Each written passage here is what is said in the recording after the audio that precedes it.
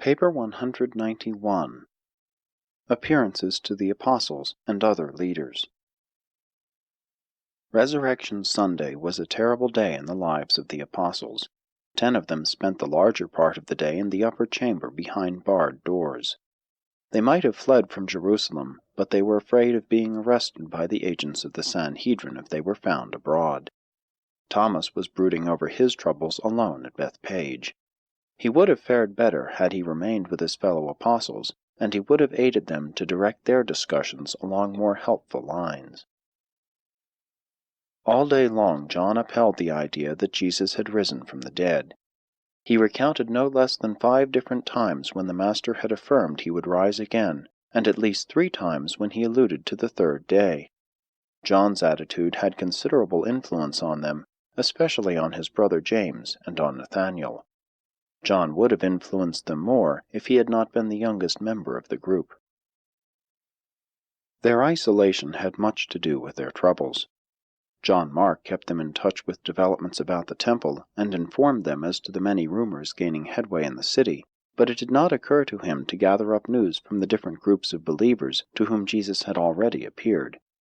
That was the kind of service which had heretofore been rendered by the messengers of David, but they were all absent on their last assignment as heralds of the resurrection to those groups of believers who dwelt remote from Jerusalem. For the first time in all these years, the apostles realized how much they had been dependent on David's messengers for their daily information regarding the affairs of the kingdom. All this day Peter characteristically vacillated emotionally between faith and doubt concerning the Master's resurrection. Peter could not get away from the sight of the grave cloths resting there in the tomb, as if the body of Jesus had just evaporated from within. But, reasoned Peter, if he has risen and can show himself to the women, why does he not show himself to us, his apostles? Peter would grow sorrowful when he thought that maybe Jesus did not come to them on account of his presence among the apostles, because he had denied him that night in Annas's courtyard. And then would he cheer himself with the word brought by the women, "Go tell my apostles," and Peter.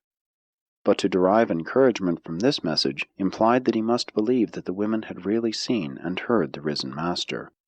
Thus Peter alternated between faith and doubt throughout the whole day, until a little after 8 o'clock, when he ventured out into the courtyard. Peter thought to remove himself from among the apostles so that he might not prevent Jesus' coming to them because of his denial of the Master. James Zebedee at first advocated that they all go to the tomb. He was strongly in favor of doing something to get to the bottom of the mystery. It was Nathanael who prevented them from going out in public in response to James's urging, and he did this by reminding them of Jesus' warning against unduly jeopardizing their lives at this time. By noontime James had settled down with the others to watchful waiting. He said little. He was tremendously disappointed because Jesus did not appear to them, and he did not know of the Master's many appearances to other groups and individuals. Andrew did much listening this day. He was exceedingly perplexed by the situation, and had more than his share of doubts, but he at least enjoyed a certain sense of freedom from responsibility for the guidance of his fellow apostles. He was indeed grateful that the Master had released him from the burdens of leadership before they fell upon these distracting times. More than once during the long and weary hours of this tragic day, the only sustaining influence of the group was the frequent contribution of Nathanael's characteristic philosophic counsel. He was really the controlling influence among the 10 throughout the entire day. Never once did he express himself concerning either belief or disbelief in the Master's resurrection. But as the day wore on, he became increasingly inclined toward believing that Jesus had fulfilled his promise to rise again. Simon Zelotes was too much crushed to participate in the discussions. Most of the time he reclined on a couch in a corner of the room with his face to the wall. He did not speak 6 times throughout the whole day. His concept of the kingdom had crashed, and he could not discern that the Master's resurrection could materially change the situation. His disappointment was very personal, and altogether too keen to be recovered from on short notice, even in the face of such a stupendous fact as the resurrection. Strange to record, the usually inexpressive Philip did much talking throughout the afternoon of this day. During the forenoon he had little to say, but all afternoon he asked questions of the other apostles. Peter was often annoyed by Philip's questions, but the others took his inquiries good-naturedly. Philip was particularly desirous of knowing, provided Jesus had really risen from the grave, whether his body would bear the physical marks of the crucifixion. Matthew was highly confused. He listened to the discussions of his fellows, but spent most of the time turning over in his mind the problem of their future finances. Regardless of Jesus' supposed resurrection, Judas was gone. David had unceremoniously turned the funds over to him, and they were without an authoritative leader. Before Matthew got around to giving serious consideration to their arguments about the resurrection, he had already seen the Master face to face. The Alphaeus twins took little part in these serious discussions. They were fairly busy with their customary ministrations. One of them expressed the attitude of both when he said, in reply to a question asked by Philip, "We do not understand about the resurrection, but our mother says she talked with the Master, and we believe her." Thomas was in the midst of one of his typical spells of despairing depression. He slept a portion of the day and walked over the hills the rest of the time. He felt the urge to rejoin his fellow apostles, but the desire to be by himself was the stronger. The Master put off the first Morontia appearance to the apostles for a number of reasons. First, he wanted them to have time, after they heard of his resurrection, to think well over what he had told them about his death and resurrection when he was still with them in the flesh. The Master wanted Peter to wrestle through with some of his peculiar difficulties before he manifested himself to them all. In the second place, he desired that Thomas should be with them at the time of his first appearance.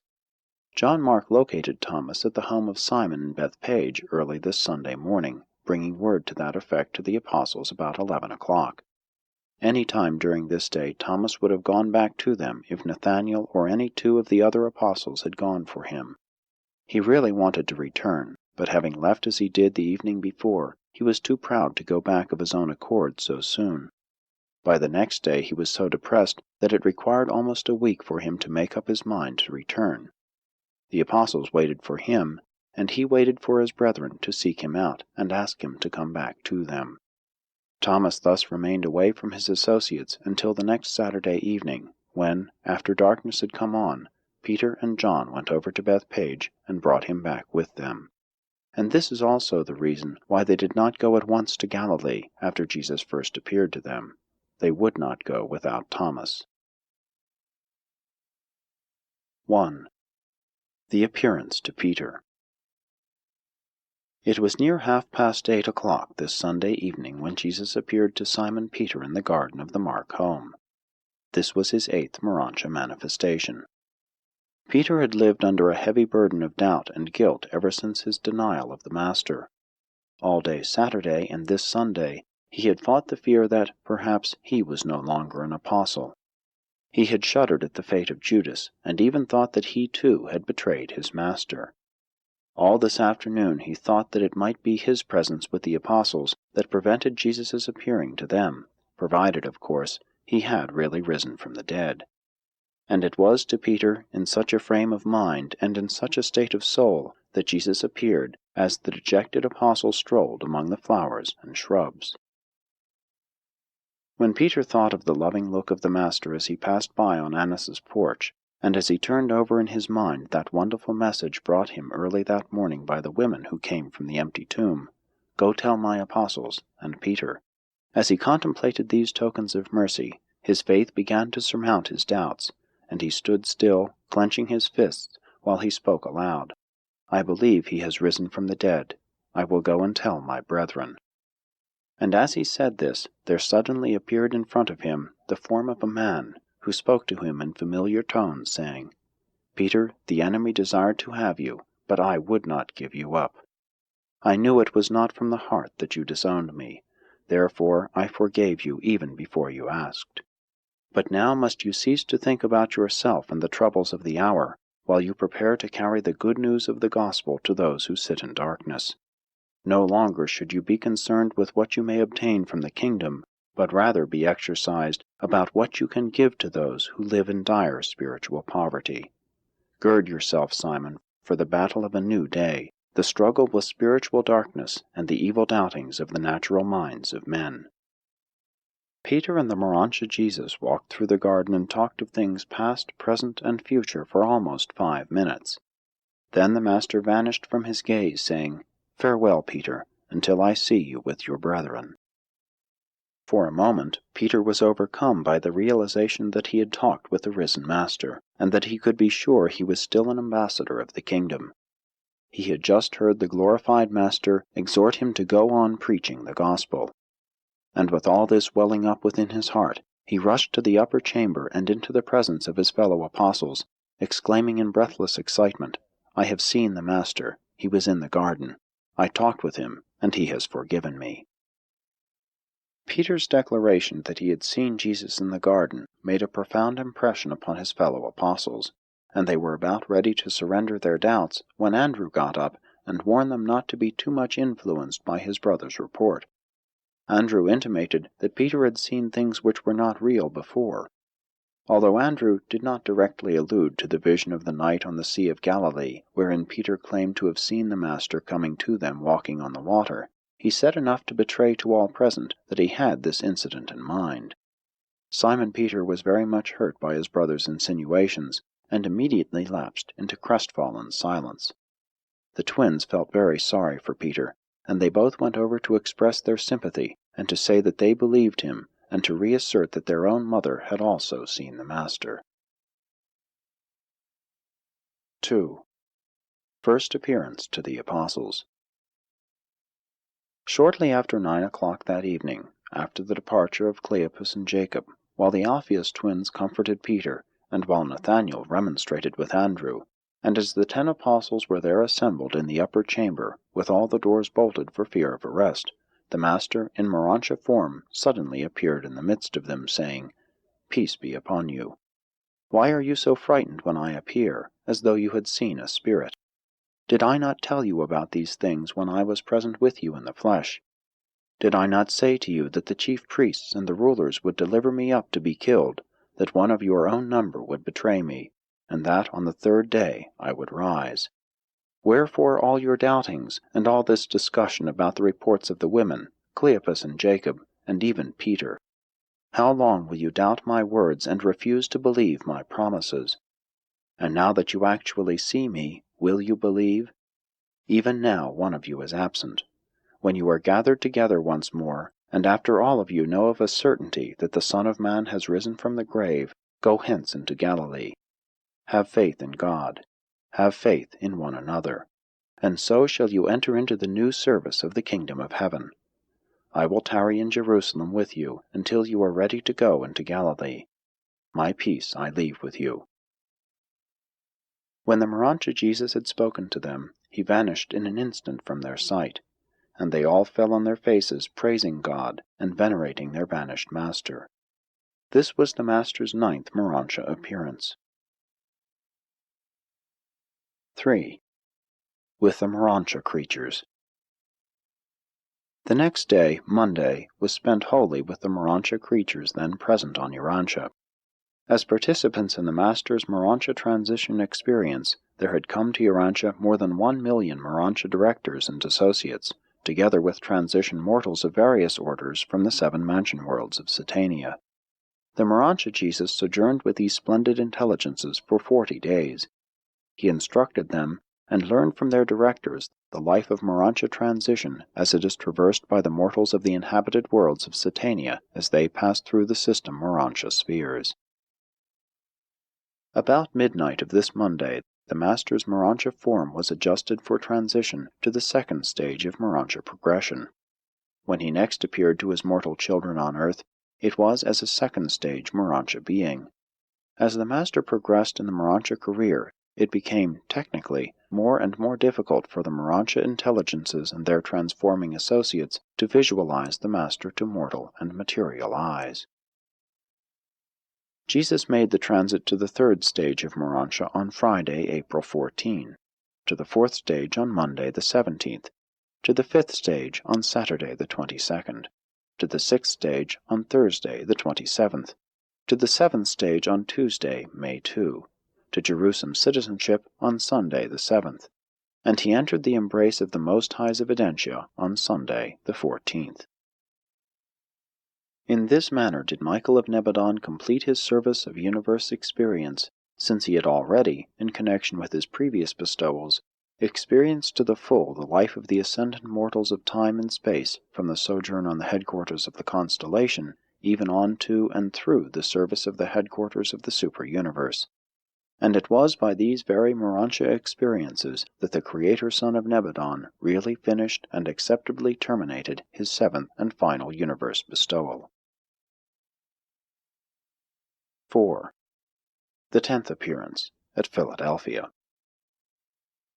The 10th Morontia manifestation of Jesus to mortal recognition occurred a short time after 8 o'clock on Tuesday, April 11, at Philadelphia, where he showed himself to Abner and Lazarus and some 150 of their associates, including more than 50 of the evangelistic corps of the 70. This appearance occurred just after the opening of a special meeting in the synagogue, which had been called by Abner to discuss the crucifixion of Jesus and the more recent report of the resurrection, which had been brought by David's messenger. Inasmuch as the resurrected Lazarus was now a member of this group of believers, it was not difficult for them to believe the report that Jesus had risen from the dead.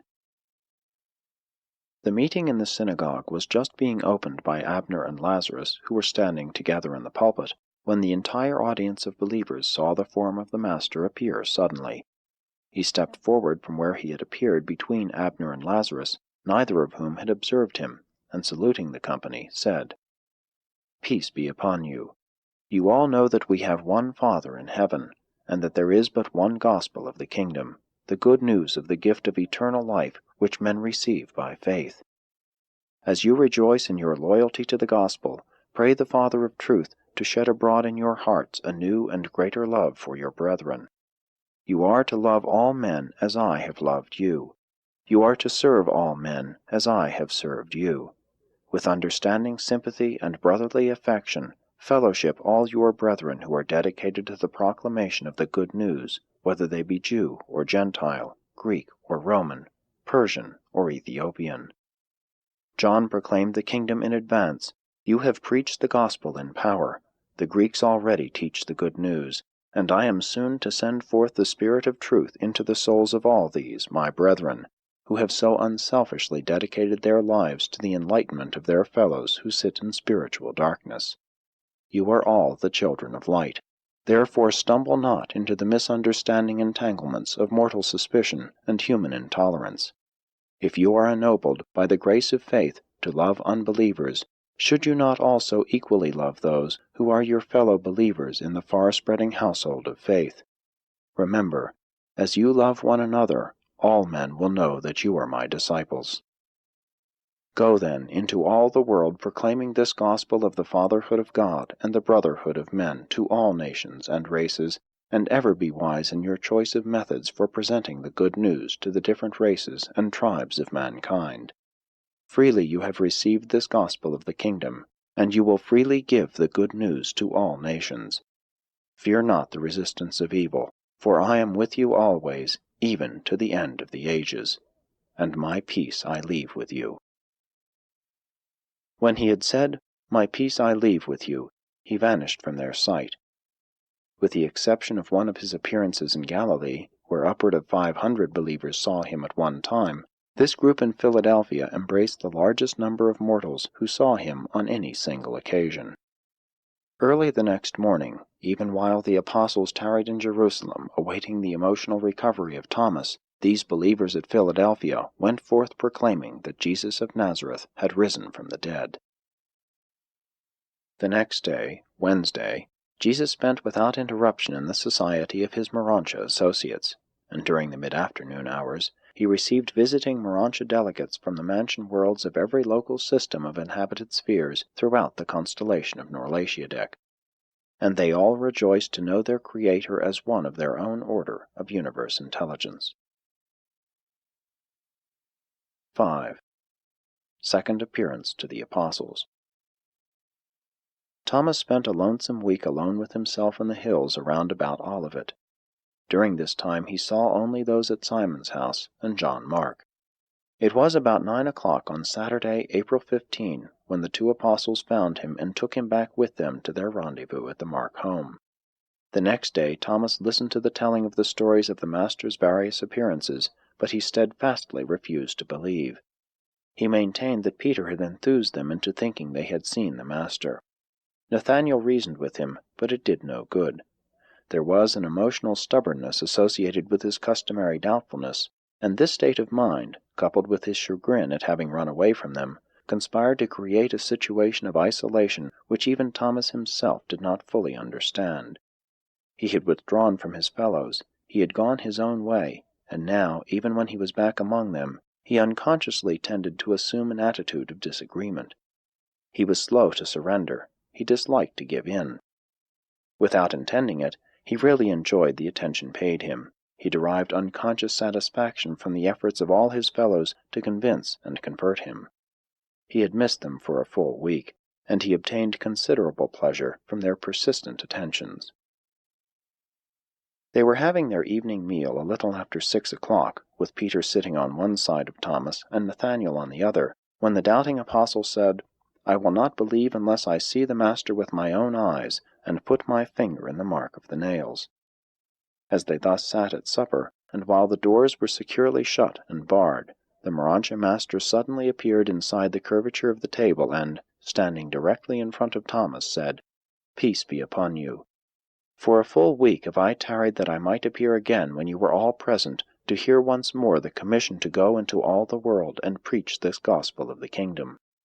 Again I tell you, as the Father sent me into the world, so send I you. As I have revealed the Father, so shall you reveal the divine love, not merely with words, but in your daily living. I send you forth not to love the souls of men, but rather to love men.